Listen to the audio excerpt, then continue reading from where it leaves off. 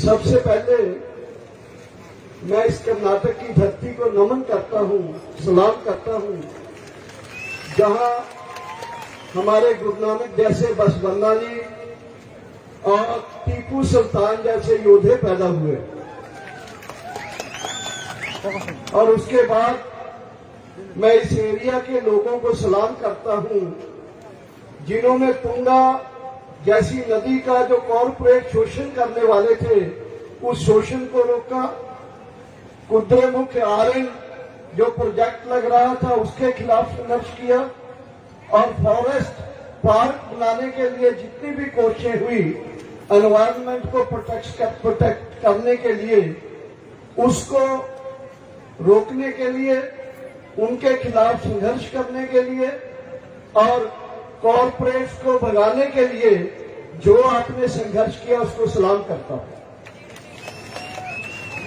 और आज जितने बड़े पैमाने पर आप लोग यहां आए हो, जब देश में हर जगह किसान का आंदोलन बहुत आगे बढ़ रहा है, चल रहा है, उस बड़ी गिनती में आने के लिए आप सबका बहुत बहुत धन्यवाद। क्योंकि दिल्ली के बॉर्डर के ऊपर बैठे हुए हरियाणा, पंजाब, यूपी के किसान वो सोचते हैं और सुनना चाहते हैं कि आखिर हमारे दक्षिण के स्टेट्स कर्नाटक, केरला, तमिलनाडु, तेलंगाना, आंध्र प्रदेश के हमारे भाई कहाँ हैं, क्या कर रहे हैं और हमारे समर्थन में क्या लड़ाई लड़ रहे हैं। और आपने आज इतनी बड़ी गिनती में, इतनी बड़ी संख्या में आके ये बता दिया दिल्ली के बॉर्डर के ऊपर बैठे हुए अपने भाइयों को कि तुम अकेले नहीं हो, कर्नाटक का किसान आपके साथ है। मैं अपनी बात यहां से रखना चाहता हूं कि हम देश के किसान संगठन पिछले कई साल से किसान को मिनिमम सपोर्ट प्राइस के लिए और किसान की कर्जा मुक्ति के लिए लड़ते आ रहे थे। इस लड़ाई के दौरान ही आप जानते हो कि मध्य प्रदेश में 6 किसान शहीद हुए। उसके बाद इस देश में बड़ा किसान आंदोलन शुरू हुआ। अभी हम उस आंदोलन में ही थे कि मोदी सरकार ने हमारे ऊपर एक और हमला उस समय किया जब देश में कोरोना लॉकडाउन था 22 मार्च से। आज 1 साल हो गया है कोरोना को आए हुए, आज 20 मार्च है। 22 मार्च को कोरोना लॉकडाउन हुआ था। और कोरोना लॉकडाउन के दौरान जून के महीने में 3 black law, 3 anti agriculture, anti farmer ordinances जारी किए गए। वो 3 ऑर्डिनेंसेस के खिलाफ हमने, एटलीस्ट मैं कहना चाहता हूं कि पंजाब और पंजाब के संगठन जिस ऑल इंडिया कोऑर्डिनेशन कमेटी में थे, वहां बातचीत शुरू हुई कि इनके खिलाफ शुरू किया जाए। हमने पंजाब में ये लड़ाई अगस्त में शुरू कर दी थी। अगस्त में हम अकेले किसान संगठन जो थे, वो एक साथ एक मंच पर आए। पहले एक मंच पर आने के लिए भी हमें कम से कम 2 महीने लग गए। 2 महीने के बाद ये लड़ाई पंजाब में बहुत तीखी हो गई, बहुत एक्यूट हो गई। और मैं ये कहना चाहता हूं कि 25 सितंबर को पंजाब कंप्लीट बंद कर दिया गया। और पंजाब को कंप्लीट बंद करने से पहले हमने हर एक एमपी और एमएलए के घर जाके ट्रैक्टर मार्च लेके हम गए और उसको कहा कि या तो इन कानूनों को वापस लेने के लिए केंद्र में लड़ाई करो, नहीं हम आपको गांव में आने नहीं देंगे। और एमएलए एमपीज को हमने गांव में घुसने नहीं दिया। इसके बाद हमने 1 अक्टूबर को पंजाब में आने वाली तमाम रेलगाड़ियों की रेल लाइनों को बंद कर दिया। 1 अक्टूबर को रेल लाइनों को बंद नहीं किया, रिलायंस के पेट्रोल पंप बंद कर दिए, एसआर के पेट्रोल पंप बंद कर दिए। रिलायंस और बड़े जो कॉर्पोरेट है उनकी जो मॉल्स हैं उनको घेर लिया। एंड फाइनली हमने पंजाब के सब टोल प्लाजे थे जो टोल प्लाजे खोल दिए। और आज भी पंजाब के 100% टोल प्लाजे खुले हैं। रिलायंस के पेट्रोल पंप बंद हैं। तो इसके बाद नवंबर का महीना आता है।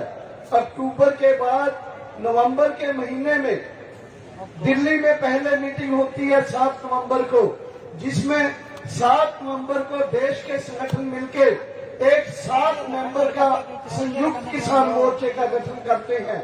और 7 नवंबर के बाद 20 दिन के बाद 26-27 नवंबर को पंजाब के किसान अपने ट्रैक्टर और ट्रॉलीज लेके दिल्ली की तरफ मार्च करते हैं हरियाणा के अपने भाइयों के साथ।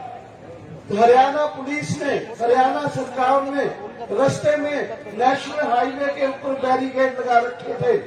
उन बैरिकेड को नौजवान किसान, बुजुर्ग किसान एक तरफ करते हुए सारी रात 26 को चले, 27 को पूरी रात जर्नी करते हुए कोई 400 किलोमीटर, 500 किलोमीटर, 250 किलोमीटर वो पूरे बैरिकेड हटाते हुए दिल्ली के दरवाजे के ऊपर बैठे 27 सुबह को। और दिल्ली के 2 बड़े बॉर्डर्स, टिकरी और सिंगू, 2 बड़े बॉर्डर्स को किसानों ने सील कर दिया। उसके बाद शुरू हुआ दिल्ली का घेराव। दिल्ली का घेराव गाजीपुर, शाहजहांपुर, पलवल और इसके अलावा और भी बहुत सारे बॉर्डर थे, उसको दिल्ली को किसानों ने घेर लिया। 26 नवंबर, 27 नवंबर, आज उसके बाद 115 दिन हो चले हैं। 150 days have passed that Delhi has been घेराउड by the farmers of Punjab, Haryana and UP. So continuously Delhi को घेरने वाले वो केवल किसान नहीं थे, किसानों की सपोर्ट में कर्मचारी एम्प्लॉइज आ गए, किसानों की सपोर्ट में यूथ आ गया, स्टूडेंट्स आ गए, दलित आ गए, मजदूर आ गए और किसान लगातार बढ़ते गए। दिल्ली सरकार के साथ इस पूरे मोर्चे को बनाने में, पंजाब की लड़ाई में, संयुक्त मोर्चे में, दिल्ली आने में, दिल्ली सरकार के साथ बातचीत में हमारी 11 मीटिंग्स हुई, 11 बैठकें हुई। मैं फर्स्ट डे से हर मीटिंग में था, पंजाब की मीटिंगों में भी, संयुक्त किसान की मीटिंग्स में भी और दिल्ली सरकार, केंद्र सरकार के साथ जो 11 मीटिंग है उसमें भी। केंद्र सरकार नेट पर मोदी, उन्होंने एकदम चुप्पी बनाई रखी और कोशिश किया कि किसानों के संघर्ष को तोड़ दिया जाए। लेकिन पंजाब और हरियाणा, यूपी और दूसरे एमपी, मध्य प्रदेश, ये पूरे किसान लगातार हर रोज मीटिंग करते हैं। आज भी मीटिंग करके फैसला लेते हैं। संयुक्त किसान मोर्चा बन गया। उसके बाद पंजाब के संगठनों के साथ साथ मोर्चे की तरफ से 2 बार बंद का कहा जा चुका है। रोड रोकी जा चुकी है, देश की रेलवे को रोका जा चुका है। दिल्ली के इर्द गिर्द 272 किलोमीटर का केएमपी रोड जो है उसको जाम किया जा चुका है। लेकिन दिल्ली सरकार, केंद्र सरकार आज तक टस से मस नहीं हुई। और आज लड़ाई दिल्ली के बॉर्डर के साथ साथ पूरे देश में फैल चुकी है। जैसी पंचायत आज शिमोगा में हो रही है, ऐसी पंचायतें, ऐसे किसानों की जो गैदरिंग्स है वो पूरे देश में, बंगाल, बिहार, झारखंड, यूपी, आग में एक दिन मोदी सरकार भस्म हो जाएगी। इसको कोई नहीं रोक सकता, क्योंकि देश का किसान जो लाखों में पहले ही खुदकुशी कर चुका है, जिसने बहुत सारे पहले कभी फांसी का फंदा लिया, कभी पेस्टिसाइड दिया और कभी रेलवे के आगे बैठा, उसकी कोई गिनती नहीं। कम से कम 7-8 लाख किसान देश का खुदकुशी कर चुका है। हर किसान जो है कर्जे में, बैंक और सूदखोरों के कर्जे में गले तक डूब चुका है। किसानों की परेशानी है कि उसकी जमीन को 3 कानून बना के उसकी मंडी को कॉर्पोरेट के हवाले किया जाएगा, उसकी जमीन को छीन लिया जाएगा, उसके कारोबार को, रोजगार को छीन लिया जाएगा। और आज आपने देखा कि इसेंशियल कमोडिटी एक्ट, जिसके तहत बड़े बड़े सरमाएदार पूंजीपतियों ने और कॉर्पोरेट्स ने, उन्होंने जो जखीरेबाजी कर ली है, होल्डिंग कर ली है, अडानी जैसे बड़े बड़े जो कॉर्पोरेट्स हैं, उन्होंने कानून बनने से ही पहले बड़े बड़े गोडाउन बना लिए थे कि हम अनाज खरीदेंगे, जैसे डकैत जी बोलते हैं कि अनाज को तिजोरी में बंद करने की कोशिश की जा रही है मोदी सरकार की तरफ से। अनाज का व्यापार किया जाएगा, रोटी का व्यापार करने की कोशिश कर रहे हैं। कुछ दिन पहले आपने यूएसए की रिपोर्ट पढ़ी होगी। यूएसए के किसान को बेरोजगार कर दिया कॉर्पोरेट ने, वहां एग्रीकल्चर पर कंट्रोल कर लिया था। उस समय भी लाखों किसानों ने वाशिंगटन में मार्च किए थे और उसी को रिपीट किया जा रहा है दिल्ली में। मैं स्पष्ट करना चाहता हूं इस मंच से कि ये जो किसानों की एक यूनिटी बन रही है पूरे देश में, उसका बैंगर संयुक्त किसान मोर्चा है या महासंघ है या संघर्ष तालमेल कमेटी है, वो किसानों की first time in the history of India 1947 के बाद केवल किसानों की यूनिटी नहीं बल्कि पूरे देश में, इंडिया में आज किसानों के से पूरी जनता की यूनिटी बन गई है। और 1947 के बाद ये पहली बार हो रहा है। देश में जात पाति का वितकरा, कास्ट की डिस्क्रिमिनेशन कम की है इसका किसान आंदोलन ने। इसलिए मोदी का कम्युनिज्म का कार्ड जो था, फिरका प्रस्ती का कार्ड जो था, उसको भी नीचे गिरा दिया है।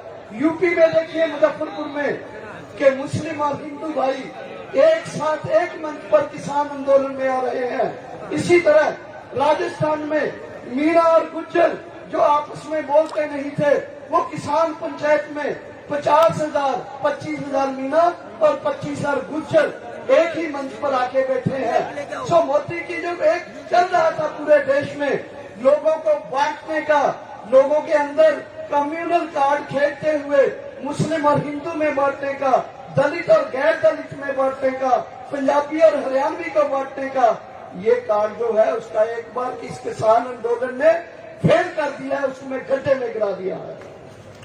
और ये किसान आंदोलन जो 26 मार्च को दिल्ली में आके बैठे लोग, मैं ये नहीं कहना चाहता, पंजाब के हमारे किसान आंदोलन में पंजाबी किसानों, पंजाबियों, सिख भाइयों की बहुत बड़ा योगदान है। लेकिन मैं पंजाबी होने के नाते इस मंच से ऐलान करना चाहता हूं कि मोदी को हराने के लिए पंजाबियों के साथ, हरियाणवियों के साथ, तमिल, कर्नाटक और तेलुगु भाइयों और मलयाली भाइयों का साथ चाहिए। जब तक ये साथ नहीं होगा, दिल्ली की इतनी ताकतवर सरकार को हराना बहुत मुश्किल है। दोस्तों, उन्होंने तय कर लिया है कि मजदूर के 4 लेबर कोड और किसानों के 3 काले कानून, उनको मिनिमम सपोर्ट प्राइस ना देके मंडियों में खुले छोड़ देना कॉर्पोरेट के सामने। ये एक आपने देखा है, मैं बताना नहीं चाहता कि देश में अमीर और गरीब का पाड़ा कितना बढ़ चुका है। मैं किसानों की खुदकशियों की बात कर, सुसाइड्स की बात कर चुका हूँ। मजदूरों की हालत बद से बदतर हो रही है। और आज किसान आंदोलन एक बैकबोन की तरह देश के लोगों की, देश के संघर्षशील लोगों की, देश के मेहनतकश लोगों की किसान आंदोलन एक बैकबोन की तरह बना हुआ है। और इस बैकबोन को अगर इर्द गिर्द से मसल नहीं मिलेंगे, ताकत नहीं मिलेगी, तो बैकबोन अकेला कुछ नहीं कर सकती।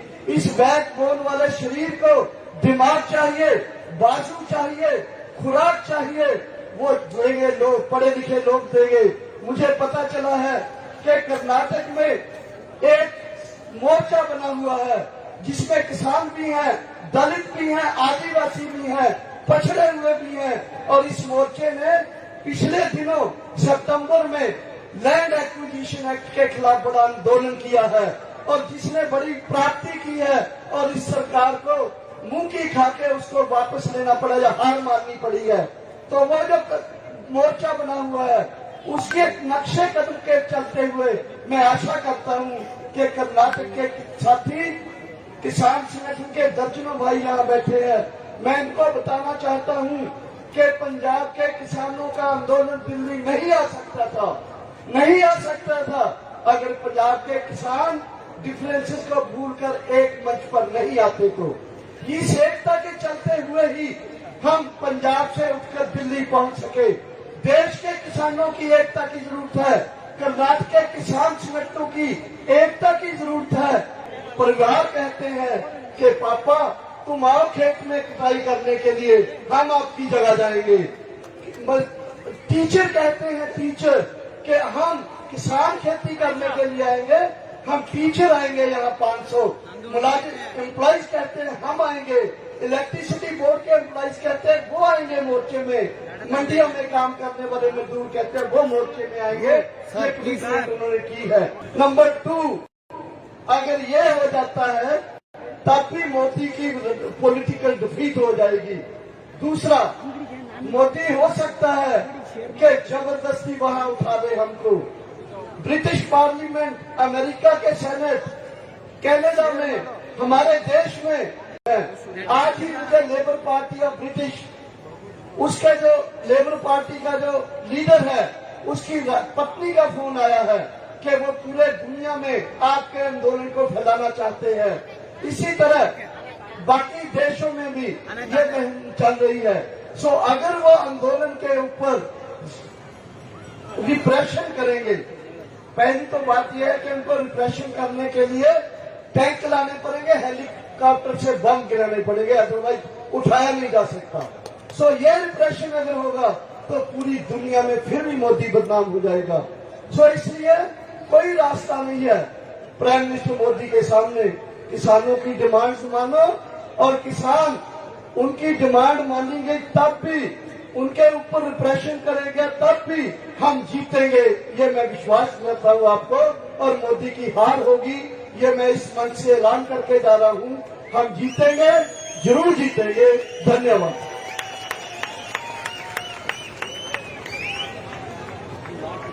ಇದರ ಭಾವಾನುವಾದವನ್ನ ಕರ್ನಾಟಕ ಜನಶಕ್ತಿಯ ರಾಜ್ಯ ಪ್ರಧಾನ ಮಂತ್ರಿಗಳು ಮಲ್ಲಿಗೆ ಮಾಡಬೇಕು.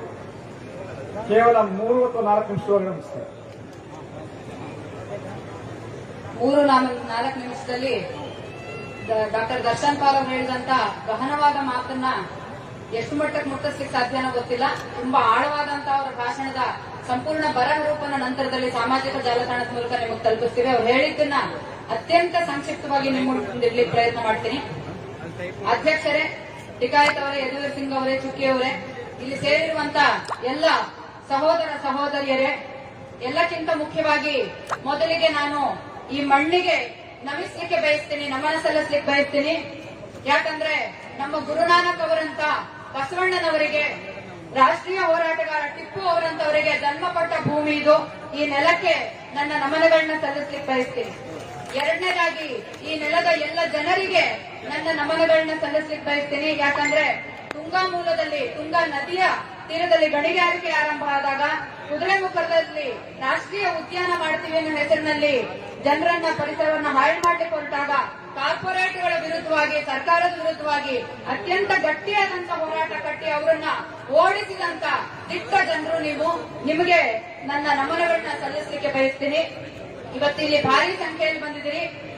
ದೂರದಲ್ಲಿ ನಡೀತಿರ್ತಕ್ಕಂಥ ದೊಡ್ಡ ರೈತ ಆಂದೋಲನ, ದೆಹಲಿಯ ಬಾರ್ಡರ್ಗಳಲ್ಲಿ ಕೂತಿರುವಂತ ಪಂಜಾಬ್, ಹರಿಯಾಣ, ಉತ್ತರ ಪ್ರದೇಶದ ರೈತ ಬಂಧುಗಳು ತಿಳಿಯೋದಕ್ಕೆ ಬಯಸ್ತಾರೆ. ನಮಗೆ ದಕ್ಷಿಣದಲ್ಲಿರುವಂತ ಅಥವಾ ದೇಶದ ಎಲ್ಲಾ ಭಾಗದಲ್ಲಿರುವಂತ ರೈತರು, ತಮಿಳುನಾಡು, ಕೇರಳ, ಕರ್ನಾಟಕ, ತೆಲಂಗಾಣ, ಆಂಧ್ರ ಪ್ರದೇಶದ ರೈತರು ಈ ಆಂದೋಲನದ ಬಗ್ಗೆ ಏನು ಯೋಚನೆ ಮಾಡ್ತಾರೆ, ಏನವರು ಭಾವಿಸ್ತಾರೆ, ಇದ್ರ ಬಗ್ಗೆ ಅವರ ಅಭಿಪ್ರಾಯ ಏನು ಅಂತ ತಿಳ್ಕೊಳ್ಳಿಕ್ ಬಯಸ್ತಾರೆ. ಆ ಎಲ್ಲ ರೈತ ಬಂಧುಗಳಿಗೆ ಇಲ್ಲಿ ಸಹಸ್ರಾರು ಸಂಖ್ಯೆಯಲ್ಲಿ ಸೇರುವ ಮೂಲಕ ನೀವೊಂದು ಗಟ್ಟಿಯಾದಂತ ಸಂದೇಶ ಕೊಟ್ಟಿದ್ದೀರಿ. ಹೋರಾಟದಲ್ಲಿ ಬಾರ್ಡರ್ಗಳಲ್ಲಿರುವಂತ ನೀವು ಏಕಾಂಗಿಗಳಲ್ಲ, ನಾವೆಲ್ಲ ರೈತರು ನಿಮ್ಮ ಜೊತೆಗಿದ್ದೇವೆ ಅನ್ನುವಂತ ಸಂದೇಶನ ನೀವು ಕೊಟ್ಟಿದ್ದೀರಿ. ಅದಕ್ಕಾಗಿ ನಿಮ್ಮೆಲ್ಲರಿಗೂ ಕೂಡ ಧನ್ಯವಾದಗಳನ್ನ ತಿಳಿಸೋದಕ್ಕೆ ಬಯಸ್ತೇನೆ. ಬಂಧುಗಳೇ, 32 ವರ್ಷಗಳ ಎಂಎಸ್ಪಿ ಹೋರಾಟ ಇರಬಹುದು, ಆತ್ಮಹತ್ಯೆಗಳ ವಿರುದ್ಧ, ರೈತರ ಆತ್ಮಹತ್ಯೆಗಳ ವಿರುದ್ಧ ಹೋರಾಟ ಇರಬಹುದು, ಎಲ್ಲದನ್ನ ನಿರಂತರವಾಗಿ ನಾವು ಮಾಡ್ತಾ ಬರ್ತಾ ಇರುವಾಗಲೇ ಮಧ್ಯಪ್ರದೇಶದಲ್ಲಿ 6 ಮಂದಿ ರೈತರು ಹುತಾತ್ಮರಾದ್ರು.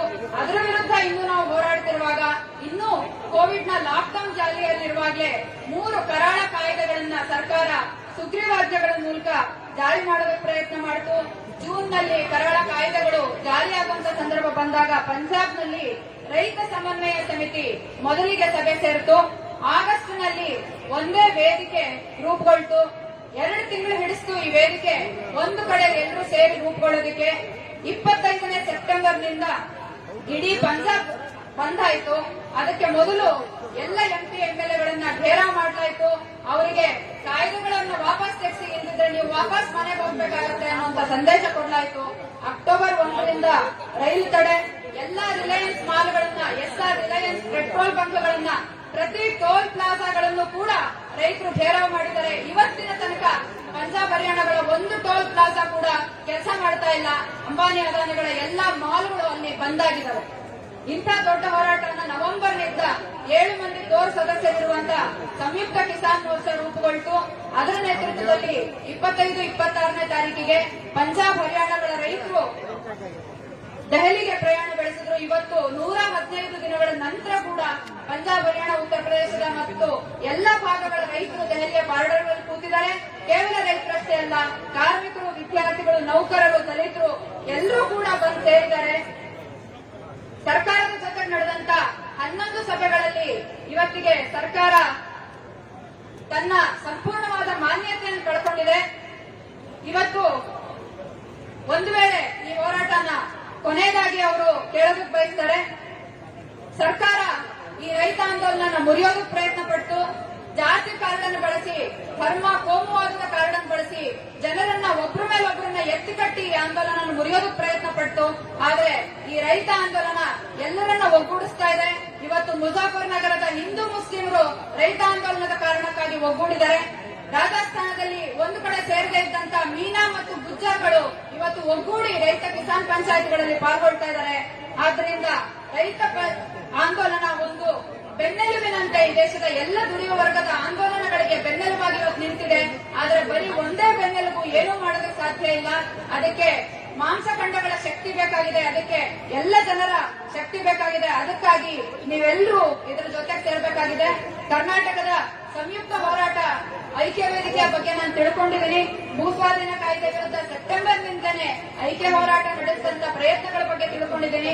ಇವತ್ತು ಪಂಜಾಬ್ನ ರೈತರು ತಮ್ಮ ಭಿನ್ನಾಭಿಪ್ರಾಯಗಳನ್ನ ಬದಿಗಿಟ್ಟಿರ್ಲಿಲ್ಲ ಅಂತಂದ್ರೆ ಅವರು ದೆಹಲಿ ತನಕ ಮುಟ್ಟೋದು ಸಾಧ್ಯನೇ ಇರಲಿಲ್ಲ. ಅದೇ ರೀತಿಯಲ್ಲಿ ಕರ್ನಾಟಕದ ರೈತ ಸಂಘಟನೆಗಳು ಎಲ್ಲ ಭಿನ್ನಾಭಿಪ್ರಾಯಗಳನ್ನ ಬದಿಗಿಟ್ಟು ಒಗ್ಗೂಡಿ ಐಕ್ಯವಾದಂತ ಹೋರಾಟ ಕಟ್ಟಬೇಕು ಅನ್ನುವಂಥದ್ದು ನನ್ನ ಆಶಯ.